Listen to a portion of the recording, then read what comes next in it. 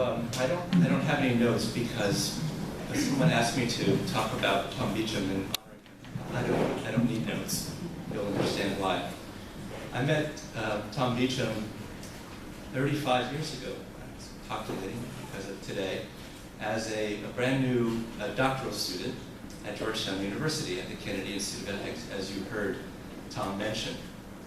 And the first project that he had me work on was the critical edition of David Hume, with a small army of undergraduate university students whose job it was to compare across all of the editions of each of the works of David Hume written during his lifetime and then those that were published after his death.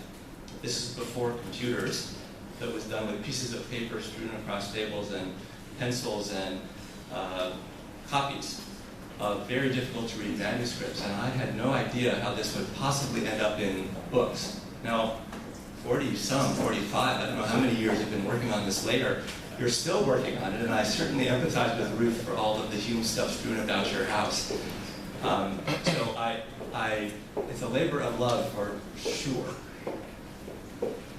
I really want to talk about honoring Tom, not for the Hume work, because I'm not a Hume scholar at all, but for his contributions to bioethics. And while you diminish being known only as a bioethicist, the rest of us who do that for a living feel a little bit like we're unable to compete. But that said, I want to spend my few minutes really focusing on that. So as Professor Proto-Papadakis, I've been practicing that, said in his welcome remarks, Professor Beauchamp is known for, among other things, the Principles of Biomedical Ethics, a book that now is going into its 8th edition, again over 40 plus years in collaboration with Jim Childress.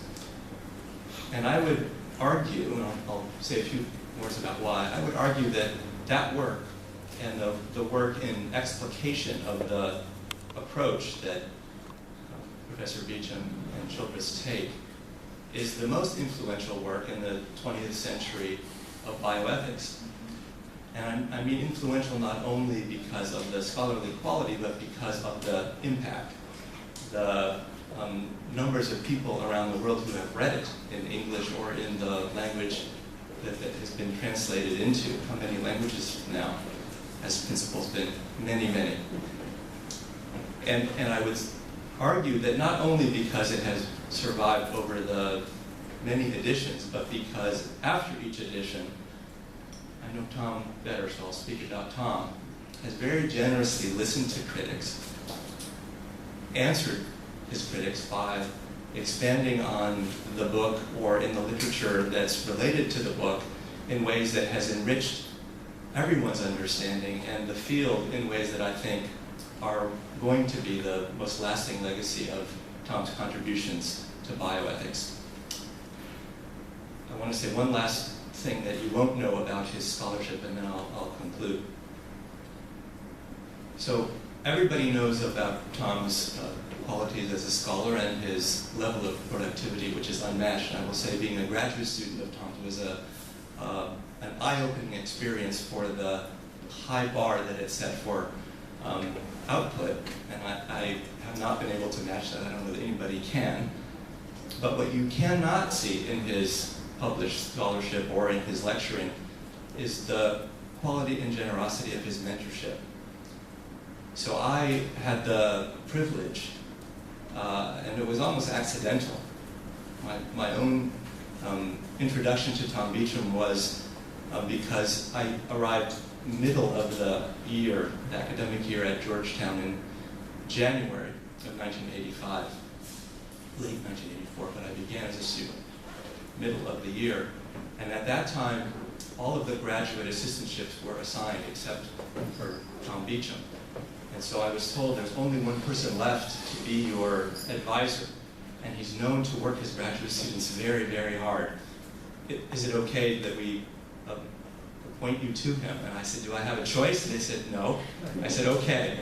And I went to meet Tom Beauchamp, and it was the luckiest, serendipitous moment of my life and my career. Tom is a generous mentor and a scholar par excellence. is the qualities that if you only spend a little bit of time and have a little bit of those rub off on you, you will be lucky. I got to spend many hours with him, and I feel more than fortunate. It really was the luckiest and most important accident of my life. I consider him, as I've said to many people who know me, an intellectual father to me. And as a result of his mentorship to not just me, but to many people, and the quality of his scholarship over the so many years, and the foundational contributions he has made in bioethics, I think whatever we might agree or disagree about the future, the legacy that Tom Beauchamp leaves in bioethics is unsurpassed. And we say in English, we stand on the shoulders of giants. And I think that all of us in bioethics in the United States, and I bet many of you in the audience today would say that Tom Beauchamp's a giant on whose shoulders we all stand. Thank you.